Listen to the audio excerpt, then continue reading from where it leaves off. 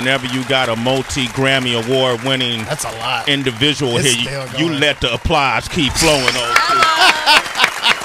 You don't cut the applause short. When they got multiple Grammys, that means they weren't really bullshitting. It wasn't smoke and mirrors. Right.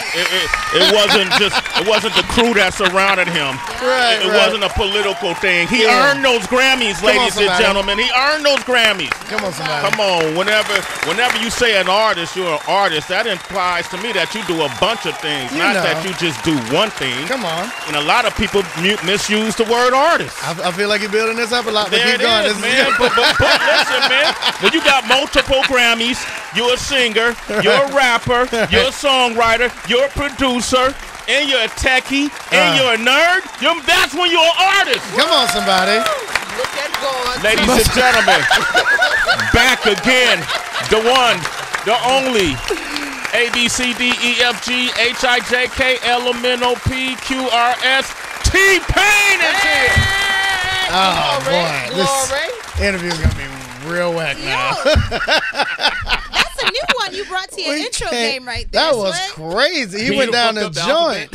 I don't want to hear that shit for T.I. Nobody else does. Oh, damn. As I on. was saying it, I said, this will work good for T.I. Yeah, T.I. You could have Taylor. G-Easy. You know, it's a lot of people It's I a could lot use of people. Yeah, Too but late now. That's yours, dog. Yeah, I'll take T-Pain, it. man. Man, it's always good to see you. Same, brother. Always good Absolutely. to see you, Yeah, man. they always try to put you last on this whole radio run because they know if I do this first, then I'm not doing anything else. Yeah, go do. Well, you know, thank you, because you know by the time you come up here, man, you know we strategic. You done talked yourself out. Nah, it's usually not. That's fine. But you know, but you got a new venture, and I think it's really interesting. I always like when folks kind of step outside of the box. Right, you know what I mean? right. People see you as one way, but I always known you to be a gamer. Yeah, always known you to be ahead of on the latest technology. Right. And you have this new show called T-Pain School of Business. Yes. Who came up with that? It was a collaborative effort between me and Fuse, man. I mean, you know, they came to me and they wanted me to do the normal shit, like, you know, the reality show the family, or like a car show, because, you know, I'm a car guy too. So, and then the car show sucked. So we went to But y'all tried it? Y'all attempted it? Yeah. Well, it didn't suck. The co-host we had, cousin Todd, he passed away right before we got to do the second episode. So yeah, it was, you know, it's all good, man. It's, you know, it's what happens. But we came up on this idea because I was already doing it at home. You know what I'm saying? Like, without sounding too braggadocious, like I'm always on Kickstarter backing products, and you know, just because I want these things to win and I want to free one of them. But you know, it's usually the products that I believe in a lot, and you know, things like that. But I think backing a product is like, you know, liking a picture on Instagram for me. Like, you know, you can't just pass by it. If you think it's great, then do something about it. You know what I'm saying? And it's just like that. You know, when you wake up, you have your list of things you got to do on your phone. You got to go Twitter, check Twitter. You got to hit Instagram. You got to like the pictures. Then I hit Kickstarter and I back whatever I can back at the time. That's part of your routine. Yeah. So how do you identify what you think has potential or not? Like what? It's not. It's definitely not about the potential. It's about the story behind it. Okay. You know what I'm saying? If somebody has passion for something and I can feel that passion, I can see that passion in their little Kickstarter video, I'll back it off of that. It's not about the product for real. It's about, you know, you believe in something so strongly that you presented it to the world, because that's a point in making a product that a lot of people don't get to. Okay. Right. Because they'll take it to somebody that they really respect, and that person will say, that's fucking stupid. And then they would just quit. They would just give it up because they respect that person so much. So the fact that you made it through the naysayers and you made it to Kickstarter, that's already a step that people don't get to.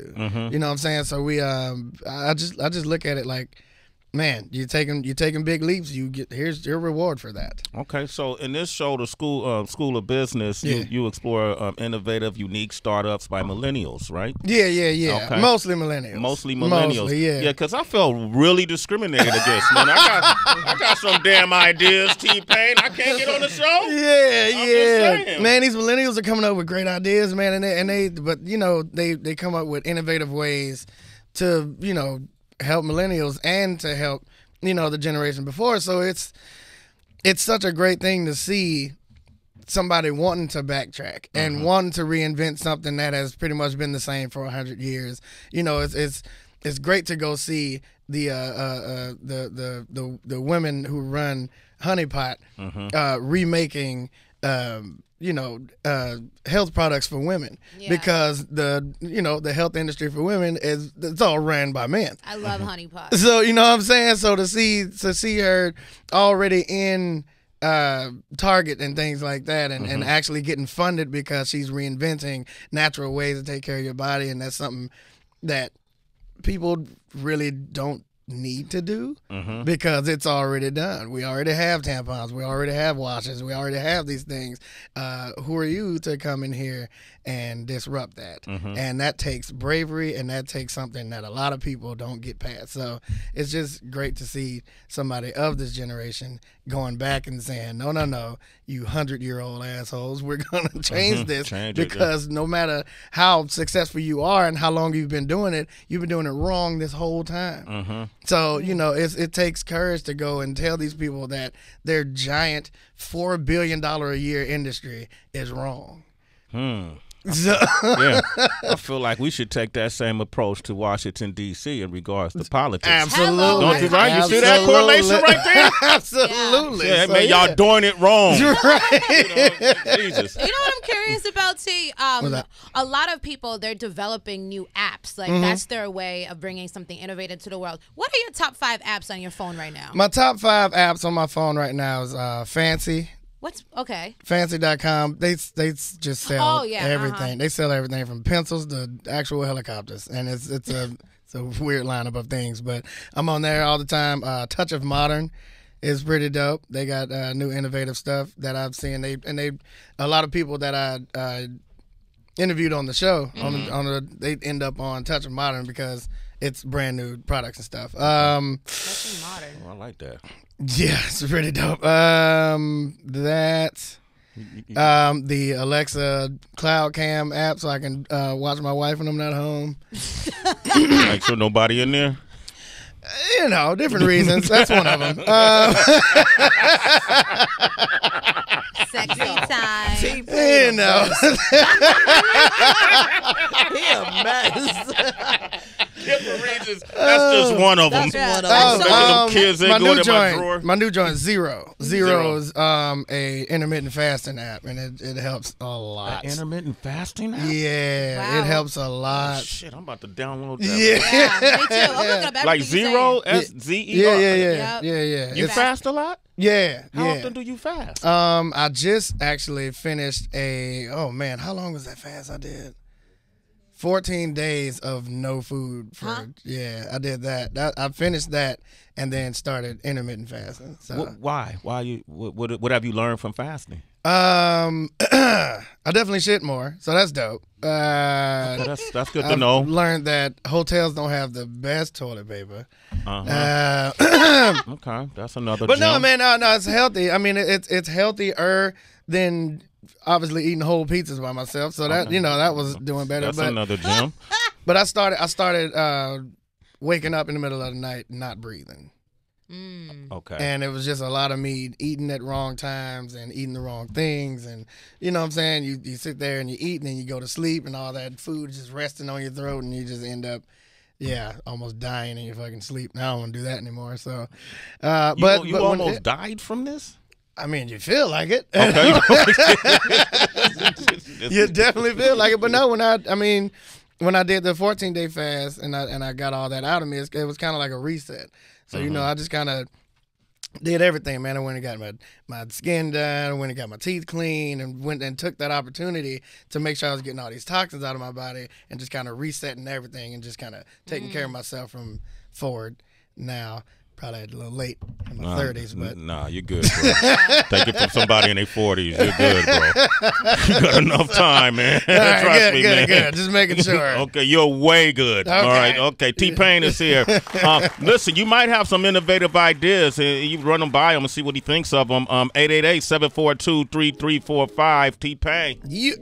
This is T-Pain's School of Business. That's right, ladies and gentlemen. It's airing Tuesdays at 11 p.m. on Fuse. Get Fuse. If you don't have it, you can see really a great show. Like sitting and watching it. It's a really interesting show. I saw the episode where you had the guys from Vite Ramen. Yeah, Vite Ramen. That was my joint. Okay, Vite Ramen is a company these guys created where they make health-conscious noodles. Yeah. You know, because the ramen business is a multi-billion-dollar business. And they made it healthy, right? Yeah, they made it healthy, man. And that was pretty innovative to me. I mean, and that's something you wouldn't think we need, but there's 100 billion packs of ramen being sold per year in the U.S. You hear that, Heather? Yeah. I stopped buying it because so much MSG and sodium is in it. Everything is in it. I mean, but and they found a way to still consume as many noodles as they wanted to and take out all the bad stuff and add all the good stuff. And it's delicious too. You know what I'm saying? Like I can switch it out for ramen, you know what I'm saying? For the normal ramen and still I'll be fine. So that's something you wouldn't think we needed. About. It's true. You know, but people just wanted to fix, just eat noodles and not die. How do they make it on the show? I had to pick 16 products out of 100. And I picked it the same way that I picked who I'm gonna back on Kickstarter. So it was the story, the passion that I saw in it. How many times have they failed and kept going? How many times have they, gotten money from people? It doesn't seem like they just want to get rich right now, which is not a good trait in a business. I just kind of look for what drives me to create my businesses and things like that. How many failures did you have? Oh man, tons. Give me an example of what you consider to be a failure.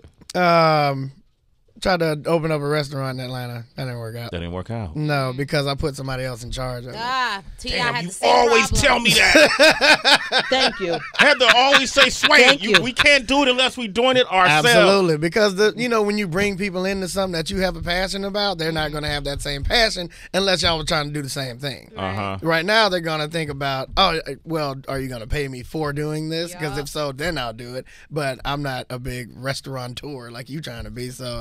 Nigga, whatever. I don't know what salmonella is. Go ahead, I guess. Go ahead and cook in them same pots. Nobody's gonna make sure employees wash their hands before you get out. You know what I'm saying? So it's something that you would have that passion for, and something that I had a passion for, and it didn't work out. We didn't pass health inspections because the things that I was telling them to take care of, they didn't care about it. All they cared about was, we'll tell you we did it, and as long as if you're paying us at the end, yeah, absolutely. How do you fire people, T-Pain? What you be sounding like? I don't fire anybody. No? I always let other people do that for sure. You don't feel good doing that? Huh. That's the problem. I do. And it gets real fucked up at some point. You're a sick old T-Pain. You're a sick man. Okay? All right. But it comes to the point where, I sat somebody down one time and I was like, hey, how when you're going out the grocery store and you see the tabloids and, it's got all these business about people and it's like, they can't possibly know that business about that person. They'll be like, yeah, I know about that. It's like, that's how I feel when you talk shit about me to this other person. You're fucking fired. Get the fuck out of my business. So it's like one of those. I build it up to think we might have a regular conversation. Oh my God. Like, yeah. You're an asshole boss. No, but that's the thing. That's the thing. When him out the door. Right. Check that out now. No, but that's the thing. I'm such a now I can say now I'm such a cool boss that I become friends with my employees. Yeah. And then that creates a sense of comfort in the employee, and they start thinking they can, just do random shit that, no, that's not something you can do. We still a business. Still a business, still a job. So, I'm such a cool person during the job that if you try to fuck me over in that process, I'm going to make you feel like shit when you leave. Okay, damn. You do a great job at it. T-Pain's here, all right? School of Business, Tuesdays, 11 p.m. on Fuse. We got Eric from Oakland. Pitch your ideas. Go ahead. What's up, Eric? Eric, what's up? What's going on? T-Pain, man, Heather B. Swag, good morning. Good morning. What up, B? check this out. I got an idea, man, and it actually is born from my own experience. I'm a black man in the United States. I'm actually from Southern California. All right. Currently, but my sister went to school for law, and I actually had a run-in with the law when I was trying to go to college. I was a student at Xavier at the year of Hurricane Katrina, and I came home briefly for a funeral and ended up getting arrested. But it was kind of one of those situations. I forgot who tells the joke, but it was a comedian that tells the joke, like the police just take your ass. So I learned in school, I studied information systems. Wait, hold up. Hey, Eric, is your radio on, by the way? Can you turn it down? Not on, actually. Okay. So are you on a head? Man, speaking to the phone, basically. Go ahead, real quick. Yeah. And bring it to a conclusion. Go ahead. Construction site? Go ahead. What's your idea? So the idea is to create a legal version of what WebMD is. For people like us, they say the number one reason we... Oh, that's solid. What do you say? Like a legal version of WebMD. Like if you getting arrested or something, you can look up if you can actually get arrested for that. Look up Article 24. Yeah, but that's a solid idea. But also there's Google, and then that turns into something else, and you never know what site. You never know what site it's coming from. You could be going to a shiesty lawyer's website, and then it's like Urban Dictionary. It's like, look, you look something up, and it's just like, look, don't worry about that. Just call me. But it's a solid idea. That's a solid idea for sure. If you can develop it and make sure that the information is valid, absolutely, that's dope. All right, E. Good luck with that, man. Also, stay out of jail. All right, E. All right, and get a new phone. Go ahead, Tracy. Okay, so this is not a tangible idea, but I just want to get an idea from you, what you think is a good resolution to this situation with Drake and Pusha. Drake going on LeBron's show and saying how he thought it was Kanye who spilled all of his business out there and helped Pusha to get an advantage. Pusha going on Joe Budden's podcast and saying it was actually 40. So I'm caught up in the middle where I'm like, I don't know who to believe when it comes to rap niggas no more. Yeah, it's a weird thing. I think me personally, Drake should sit 40 down in a room and just say, hey, you know how when you're walking out of a grocery store... I'm dead! Oh, my! Yo, boy, he's a sick turkey right here. He dumb. He's a sick turkey right here, man. We're going to get back to the callers, man. Hold up, man. T-Pain, guard calling you. Go to guard. Go to guard, man. Guard looking for you, T-Pain. Man, but that would be what you would do. Absolutely. You would fire him. No, I would have to ask, like, what, like, did you really do that? And I mean, if he said yes, then obviously we either got to set some extra boundaries, or I don't know, man. You just gotta email me beats now or something. All right, let's get back to the callers, man. All right, we got Brandon on the line from North Carolina. This dude, boy, I tell you, man. I love when T-Pain come up here, man. Hey, yo, Brandon, go ahead. You want to pitch T-Pain? Yo, yeah. Hey, first of all, I'd like to say this is an honor to be on the line. I'm a long-time listener, but first-time caller. Good morning to you, Sway. Happy B, Tracy G. What's poppin'? And good morning to you, T-Pain. I'm a long-time fan, man. Thank you, brother. So, been with you since sprung, man, like all the way long-time fan. But look, my idea I wanted to pitch, I'm trying to graduate from North Carolina State University, and I'm in the College of Natural Resources, and I'm studying sustainability, but I've been in music my whole life.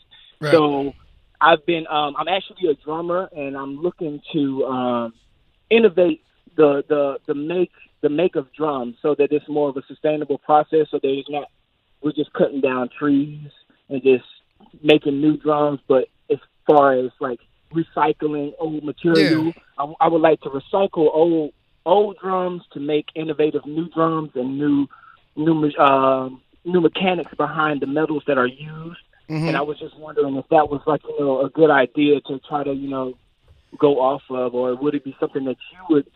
That's actually already happening. I actually saw a drum set in London that was made out of old skateboards.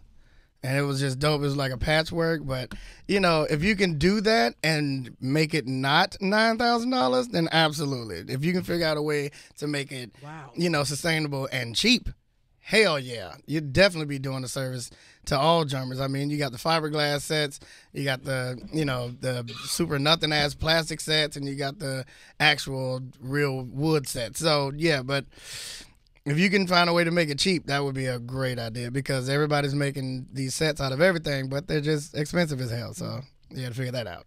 Just real quick, with regards to the idea that he was just talking about, aren't vintage instruments, don't they sound better because they're aged like some of them. If they sounded like shit from the beginning, I don't think. It does really depend on who put it together. Yeah. You get a Pearl set from the from the '60s. Yeah, you got yourself something that sounds pretty damn good. Yeah, Brandon, good idea, man. You're a citizen, man. Sway in the morning. Thank you for tuning in, T-Pain, man. Love you, brother. Same, man. I appreciate you, man. I do what I can. Everything you're doing, man. You guys follow T-Pain. Make sure you don't get fired by him. You'll never see it coming. You'll never see it coming. Absolutely, blindside. T-Pain School of Business, Tuesdays, 11 p.m. on Fuse. Thank you, brother, for coming back. Yes, absolutely. All right, and you didn't come here for music, but I dug up an old music moment.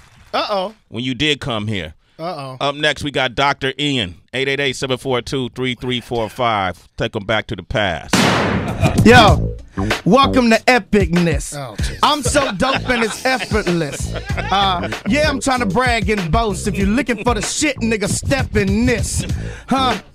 This is my ting. Hoes in the back room, kissing my ring. Ready for the day, hit me with the Visine. Getting to the money, counting up the ice cream.